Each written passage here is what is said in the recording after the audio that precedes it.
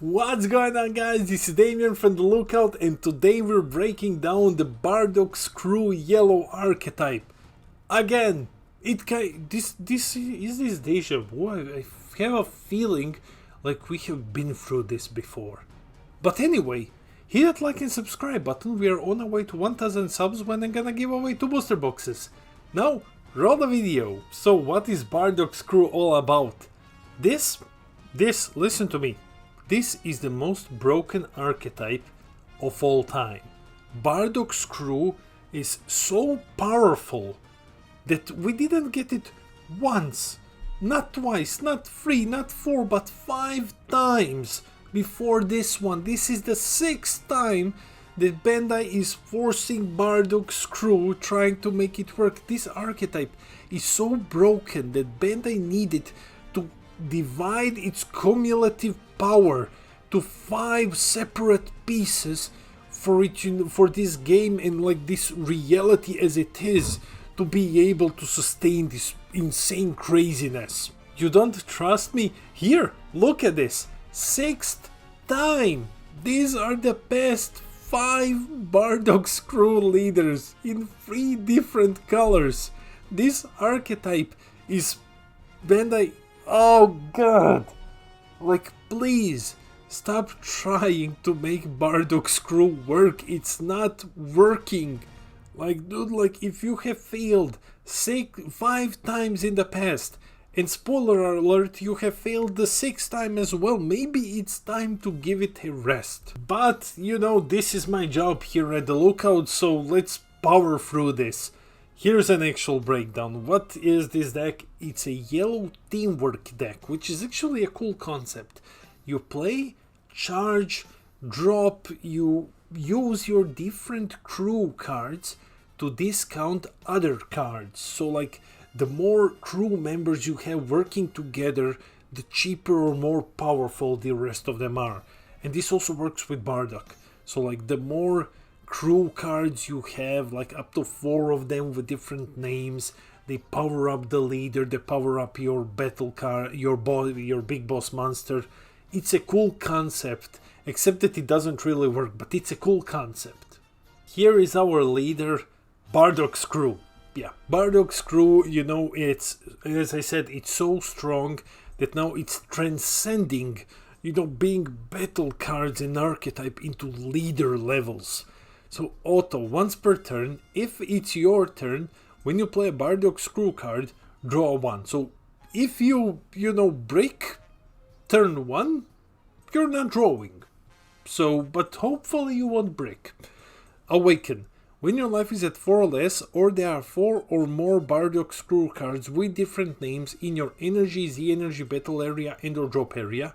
I'm not going to repeat this every single time because all of the cards have this. Let's just call this Bardock'S Crew keyword. Okay, so when your life is at 4 or less, or Bardock'S Crew keyword, you may draw 1, switch 1 energy to active mode, and add cards from your life to your hand until you have 6 lives left. What you'll notice here is that the card actually says add cards from hand to life until you have 6 left. This card is so powerful that it already had an errata explaining how the effect actually works. So like, Bardock'S Crew's power is so strong that it like messed up the printers at Bandai and industries that print cards, and just, you know, gave itself Rejuvenate 5, so poor Bandai needed to errata it before the set released. That's the level of power that we're dealing with here. On the Awakened side, the leader is actually pretty good. You know, he has the same auto, you know, you need to play to draw. He has a second auto. When he attacks, use up to 1 Bardock'S Crew card with 5k combo power from your drop in a combo with its skills negated. So he's 20k when negating, charge 1z energy effectively. Activate main once per turn. Choose 1 of your Bardock'S Crew cards in your battle area and switch it to rest mode. Choose up to 1 of your opponent's battle cards in rest mode and KO it. This is very, very strong considering just how much yellow as a color how much it can rest things, you know, for dirt cheap or for free. So a lot of the times you will be just KOing things.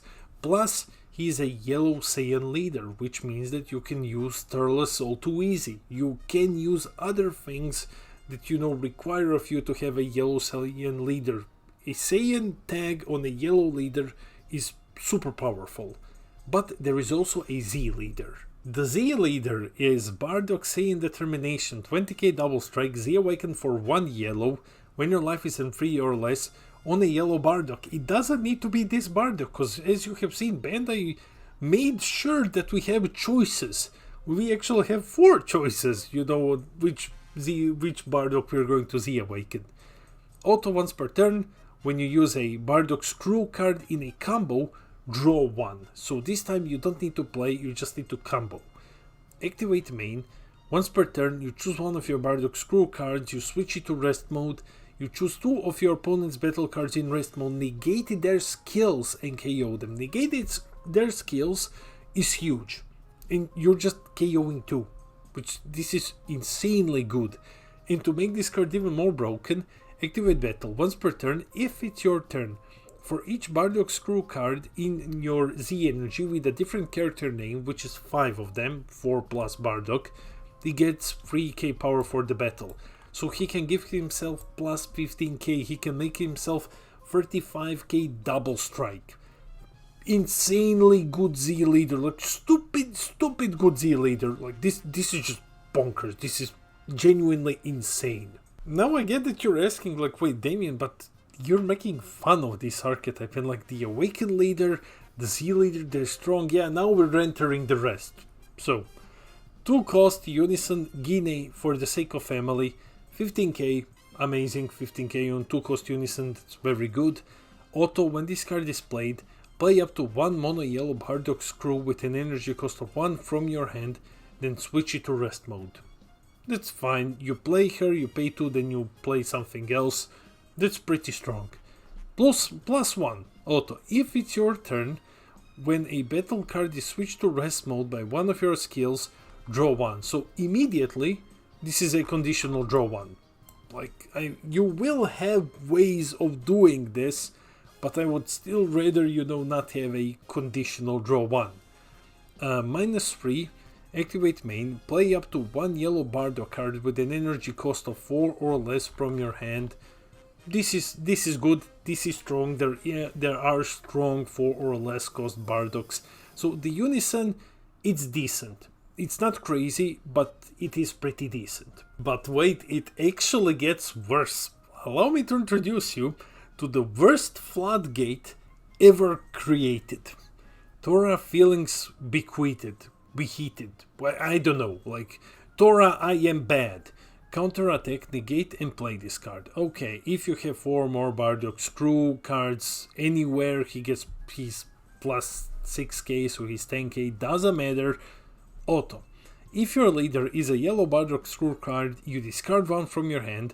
When he's played, your opponent can't attack your non-leader cards for the turn unless they choose 1 in active mode and switch it to rest mode. So what this actually says is, pay 1, negate the attack, discard 1, continue getting hit in the face. Because your opponent doesn't care about the rest of Bardock's Crew trash that you have on the field. He's looking to hit you in the face and win the game. So this is effectively like, hey, pay 1, continue losing the game. Like, worst floodgate ever made. But Damien, wait, I hear you say, there is Great Ape Tora Saiyan potential, he works with the 1-drop.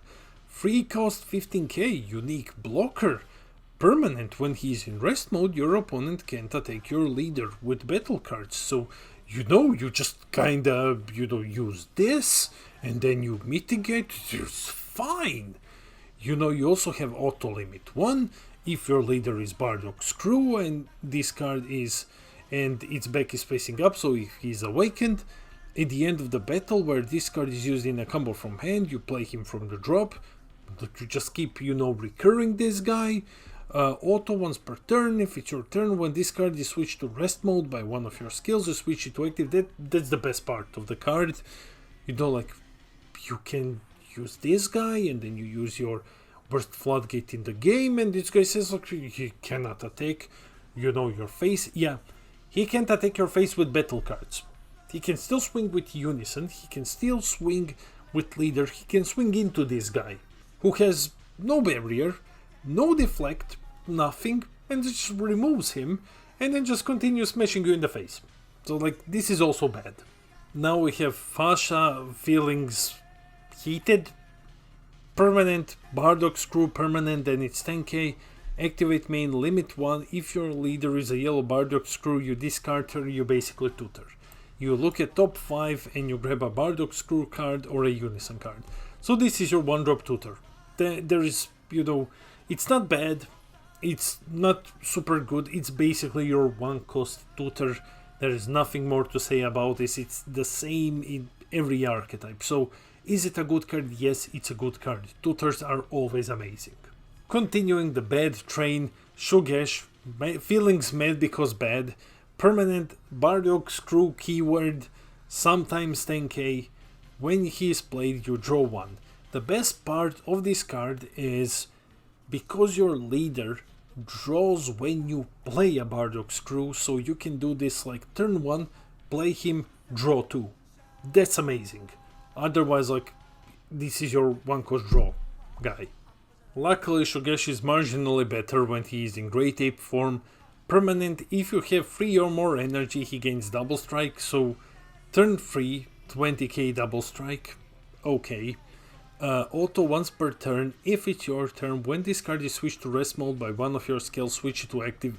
That is amazing, because, you know, just switching with your leader, you KO something, then you switch him back. Activate main, limit 1, if your leader is Bardock'S crew and Bardock'S crew keyword, play this card from your hand, choose up to one of your opponent's battle cards in rest mode and KO it.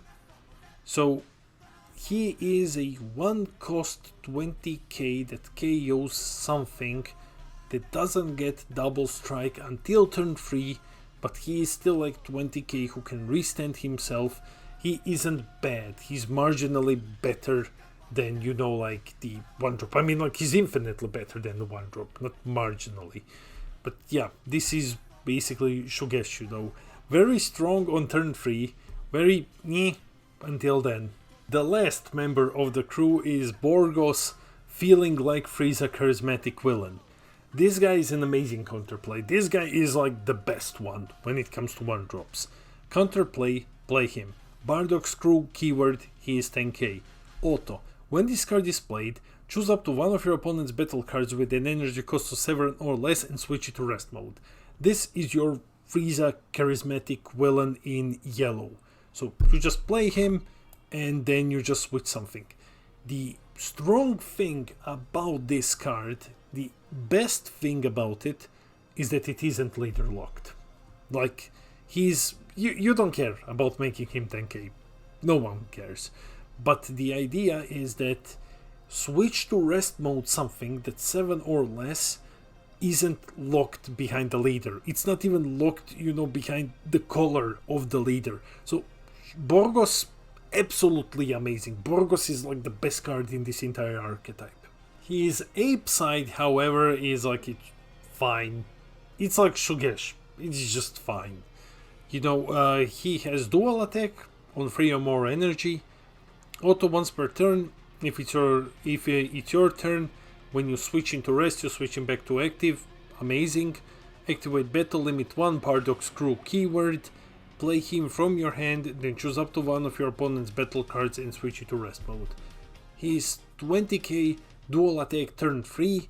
Otherwise, he is, let's say, turn 2, 20k vanilla guy, but he switches something to rest mode.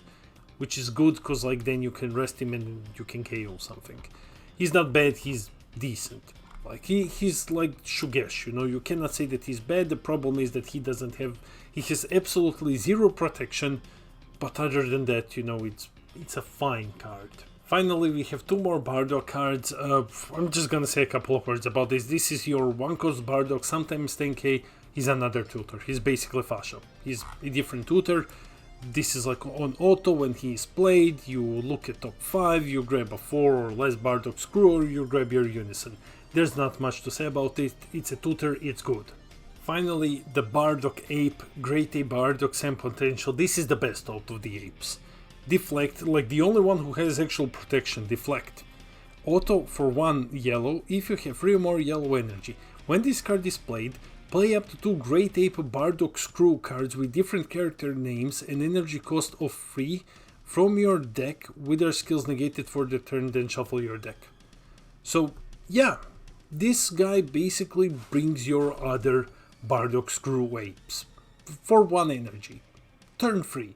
So this by itself is strong. He has deflect, you play him, he's always gonna bring, you know, 2 other guys, super strong. And his activate main is basically you get to cheat him out with Bardock's crew keyword, and you play him, you draw 1, and then you place 1 from your hand to the bottom of the deck. Not much to say other than like, yeah, 20k single strike, but he has deflect and he brings 2 apes into the game on turn 3. Amazing, definitely the best one when it comes to apes. Last but not the least, the extra card, gone but not forgotten. We can say the same about this archetype, you know. Bandai will not forget you, Bardock. You will get another Bardock's crew archetype. No suspicion about that. Permanent. Bardock's crew. Reduce its cost by 1. Okay. Activate battle, limit 1, choose 1. If your leader is Bardock card, you get to choose both instead. So this works, you know, both keywords with your leader. He gains plus 15k for the battle, he gains double strike for the battle. This is your in-archetype Champa. This card is actually insane. For 1 energy you get 5k more than you would get with Champa. You don't mess around with your energy, cause worst case if you need to charge this, you still charge yellow. And you gain double strike. So 1 energy, 15k double strike, yeah, that's just pretty insane. These are my final thoughts. So I'm heavily biased against this archetype. I'm frustrated that Bandai keeps trying to make the crew work. If it didn't work for the 5 times, then like maybe you should stop trying. You know, like the only way that you can make this worse is, you know, making the next crew archetype in green. Like, I mean, come on. So it cheats out big guys for cheap. That's fine. Bardock's cards are solid. The other ones, you know, are not. Other apes not, which is a bit of a problem. The biggest problem with apes, you can say like, oh, they have double strike. They have dual attack sometimes. They are strong. They have 0 protection. And protection means a lot in this game. You can stop them from entering. You can easily remove them. No protection is awful. This archetype, the leader, he has an amazing extra card, so 15k double strike, Champa, amazing. I think that other meta leaders, not just yellow, but that other potential meta leaders are infinitely better than this deck. They're just going to hold this deck down. Red eats it alive. Blue eats it. Blue can just remove your things. Yellow just rests everything. Fine, no problem. Black is in an awful slot right now, so black doesn't do much. Green is green, but like green can just KO your things, no problem. So like everything is currently better than this. And Bandai, there's nothing else to say, but I'm sorry, my voice is gone. Like this archetype is so strong, it's destroying my voice. Bandai, good luck on the 7th attempt, because I'm sure that we will see a 7th attempt. That's it for the video. Let me know in the comments below, what do you think of this archetype? Do you agree with me that it's just like trash, it's bad, it's awful, and Bandai should stop trying to make Bardock's crew work? For Christ's sake, you can give us Bardock leader without the crew. You try that on the 7th attempt and I promise you it's going to work. I mean, like, one other gripe that I forgot to mention in my final thoughts is that this archetype is huge. This archetype just eats all of your deck slots and you don't get much in return. But anyway, let me know in the comments below. Maybe I'm too harsh. As I said, I'm biased. I read all of your comments. I try to respond to everything. I love our little community. Don't forget to hit that like and subscribe button. We are on our way to 1000 subs when I'm gonna give away 2 booster boxes. The way that it's looking, it's gonna be Zenkai 2 booster boxes, so hopefully we will see. This has been Damien from the Lookout, and I'll see all of you in the next video.